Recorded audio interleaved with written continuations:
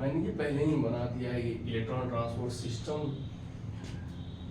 oxidative phosphorylation process, from which there is the formation of the water and ATP. So हम सबसे पहले यहाँ पर ये देखें कि इलेक्ट्रॉन ट्रांसपोर्ट सिस्टम की जरूरत क्यों पड़ी, जिसको बोलते हैं ऑक्सीडेटिव फॉस्फोराइलेशन। मीनिंग, दोनों की मीनिंग समझिए। सबसे पहले दोनों की मीनिंग है इलेक्ट्रॉन ट्रांसपोर्ट सिस्टम। इस सिस्टम के हम देखेंगे कि कुछ इलेक्ट्रॉन बनते हैं प्रोसेस में, जिनका ट्रांसफर होता रहता है एक पूरे सिस्टम में। जैसे यहाँ पर इलेक्ट्रॉन्स, ठीक, ये इलेक्ट्रॉन का ट्रांसफर होता रहता है एंड लास्ट में इलेक्ट्रॉन यहाँ पर आता है, इसलिए हम इसको बोलते हैं इलेक्ट्रॉन ट्रांसपोर्ट सिस्टम। फिर हम उसके नाम और बोलते हैं ऑक्सीडेटिव फॉस्फोराइलेशन। क्यों? क्योंकि जहाँ से इलेक्ट्रॉन निकलता है इसका ऑक्सीडेशन हो जाता है और फिर इलेक्ट्रॉन की मूवमेंट होती है और इलेक्ट्रॉन जो हाइड्रोजन ऑक्सीजन से मिलकर वाटर मॉलिक्यूल बनाता है। इसलिए जहाँ से इलेक्ट्रॉन निकलता है इसका ऑक्सीडेशन हो जाता है, यहाँ से इलेक्ट्रॉन निकला इसका ऑक्सीडेशन हुआ, इसके नाम पर इलेक्ट्रॉन निकला और ऑक्सीडेशन हुआ, इसलिए बोलते हैं ऑक्सीडेटिव। और फास्फोराइलेशन इसलिए बोलते हैं क्योंकि यही इलेक्ट्रॉन निकल के यहाँ पर जाता है और फिर इसके साथ हाइड्रोजन पंप होता है, फिर हाइड्रोजन यहाँ से निकल के इधर आता है तो एटीपी का फॉर्मेशन होता है। तो ये लिंक है ऑक्सीडेटिव फॉस्फोराइलेशन, इलेक्ट्रॉन का निकलना, ऑक्सीडेशन होता है यहाँ पर और इसके बाद लास्ट टर्मिनल स्टेज में एटीपी की फॉर्मेशन होती है, इसलिए बोलते हैं इसको oxidative phosphorylation. Phosphorylation is the formation of the ATP from the ADP inorganic phosphate, and the process occurs is the oxidation.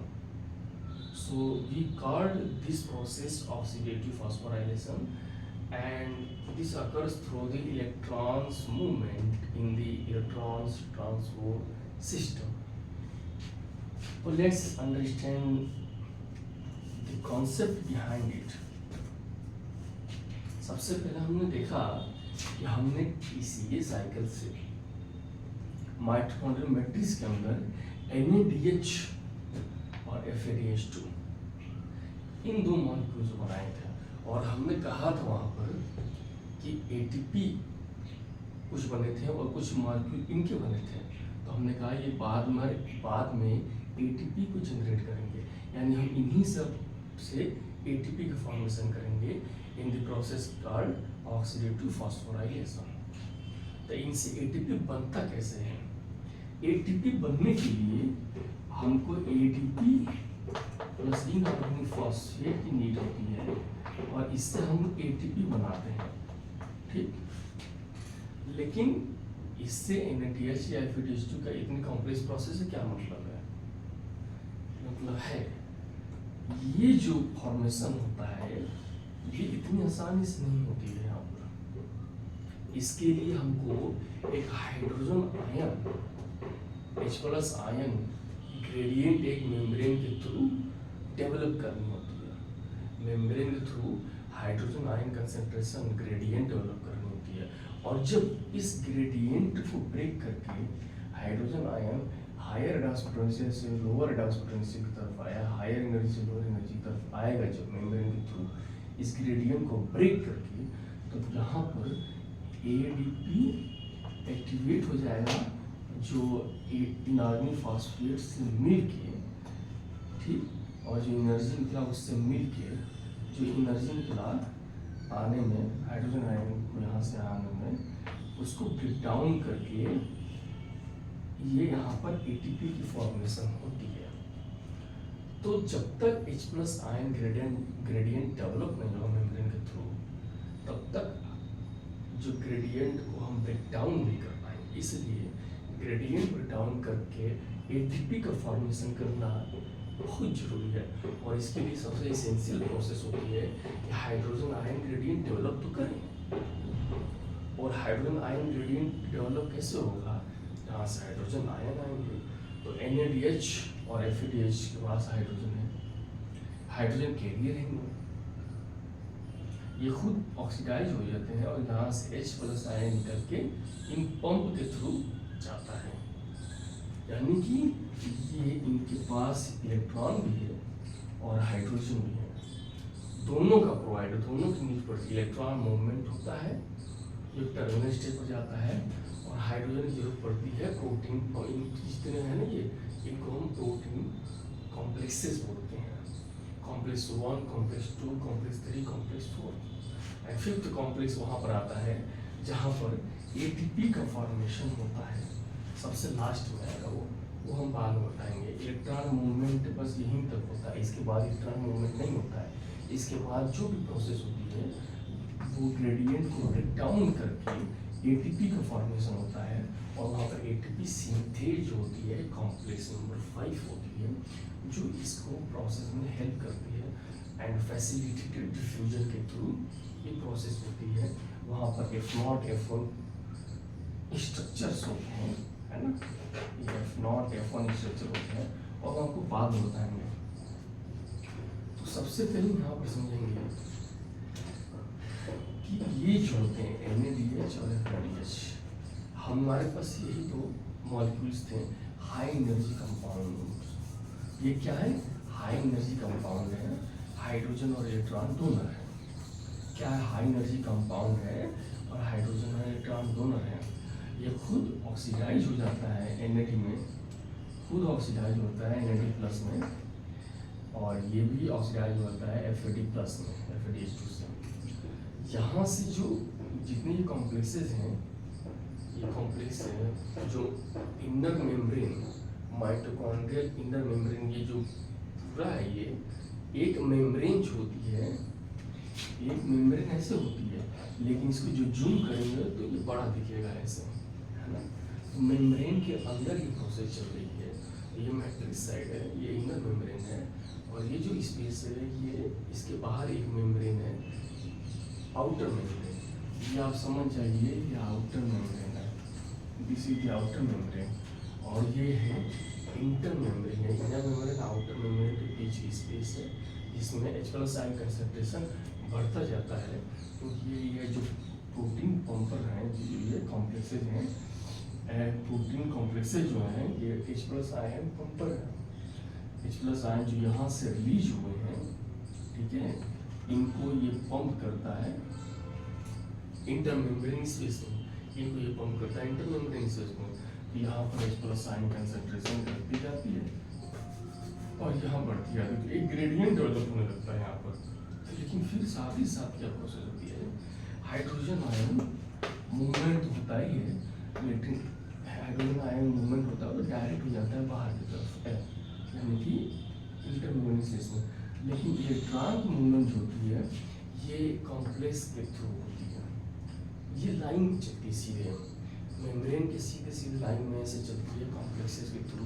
जितने भी प्रोटीन कॉम्प्लेक्सेस हैं इनके थ्रू इलेक्ट्रॉन की मूवमेंट होती है ना। लेकिन सबसे फैसिनेटिंग बात ये है इसके अंदर कि जो ये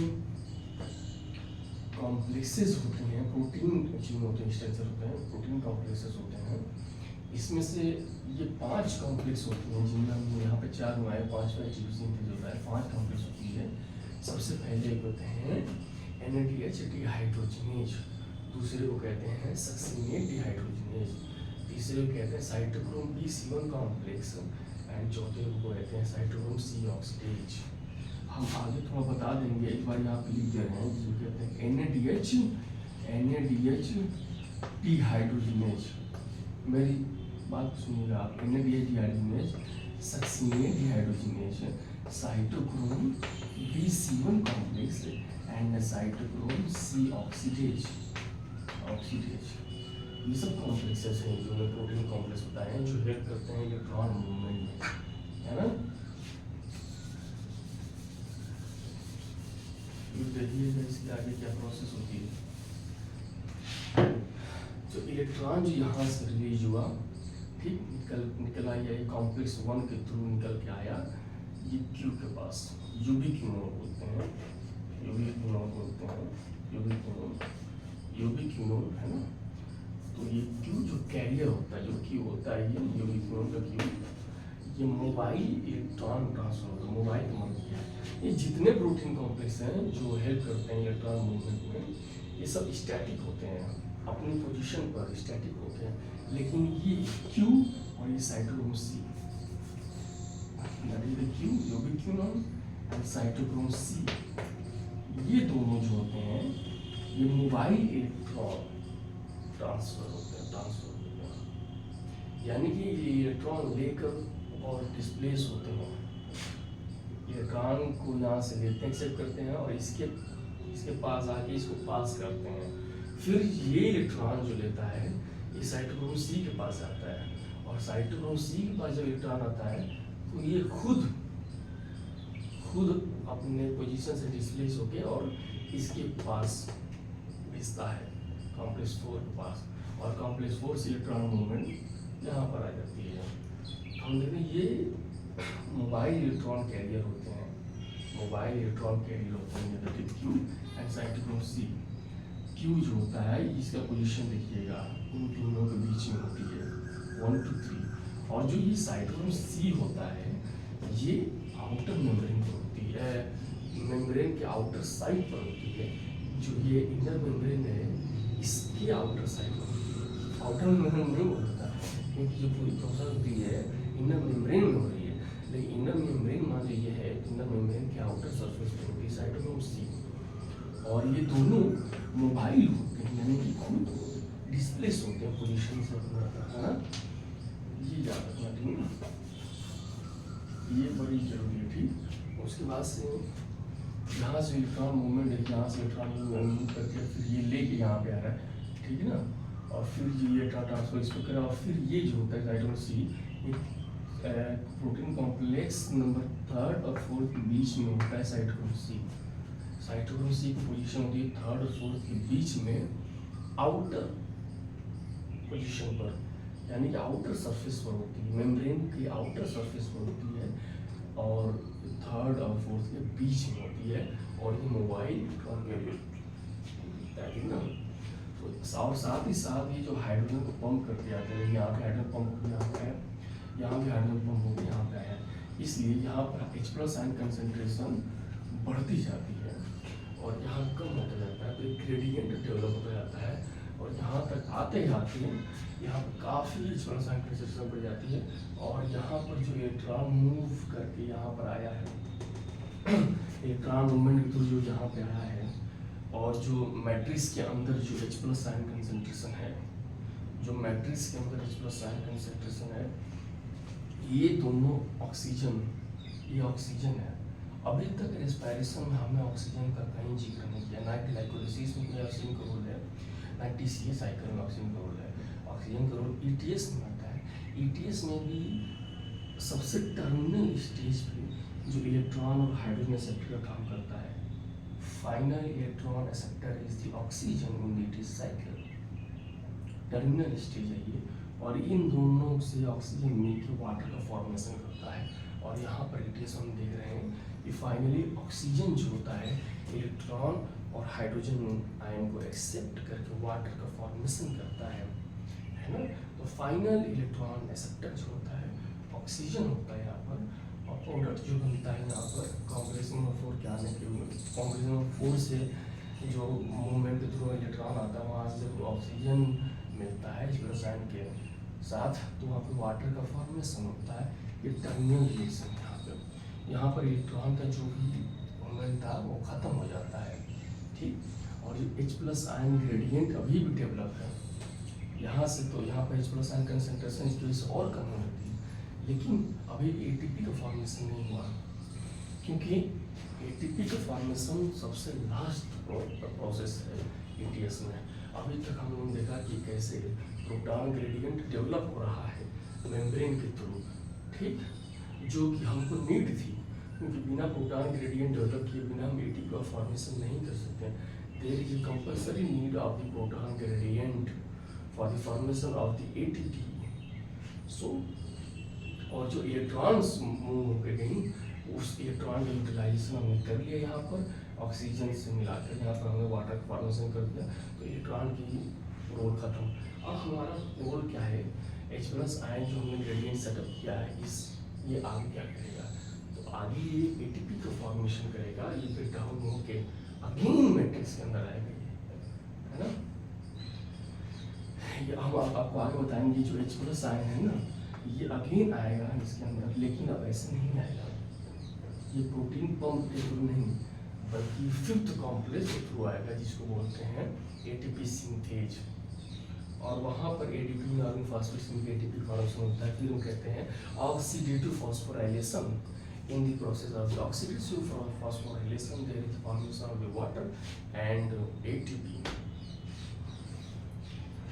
तो हम सबसे पहले देखेंगे ये H+ आयन ग्रेडियंट जो डेवलप हुआ है,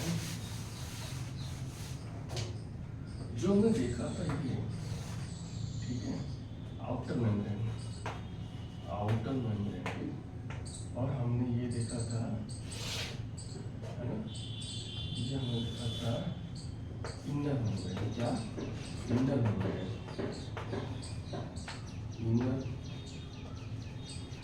मेम्ब्रेन, और ये जो प्रोसेस पूरा है, ये हमने देखा था माइटोकॉन्ड्रियल मैट्रिक्स है, और हमने देखा था ये मेम्ब्रेन, इंटर मेम्ब्रेन स्पेस जो है, इसको बोलते हैं inter membrane space, inter membrane space, और हम देखा था इंटर मेम्ब्रेन स्पेस के अंदर एक बहुत हाई कंसंट्रेशन H+ आयन की बढ़ती जाती है, ठीक। हमने ग्रेडियंट सेटअप किया था इस मेम्ब्रेन के थ्रू, यहाँ पर H+ आयन कंसंट्रेशन कम है, ठीक। और हम देखेंगे यहाँ पे कॉम्प्लेक्स नंबर 5 जो होता है, कॉम्प्लेक्स नंबर 5 जो होता है ना,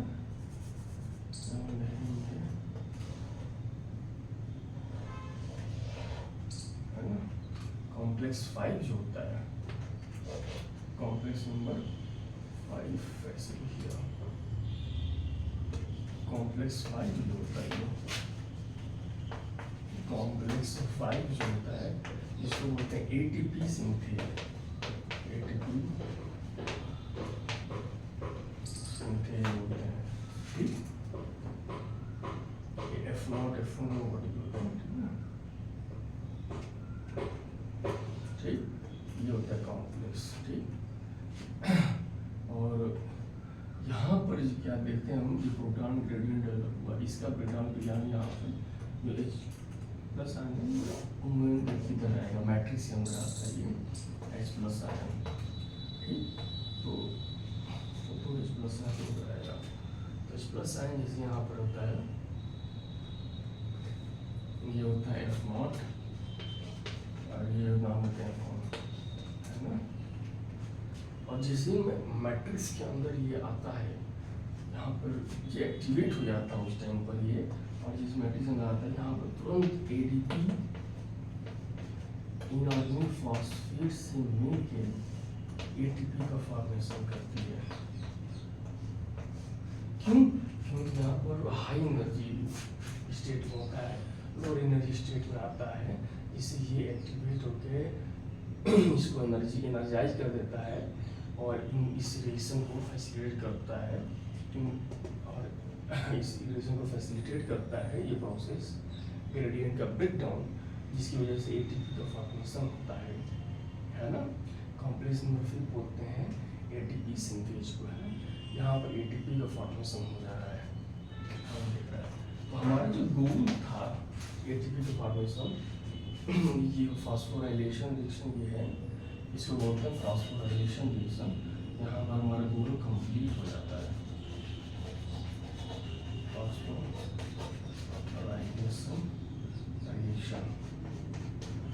फॉस्फोराइलेशन रिएक्शन, और यहाँ पर हमारा गोल कंप्लीट हो जाता है।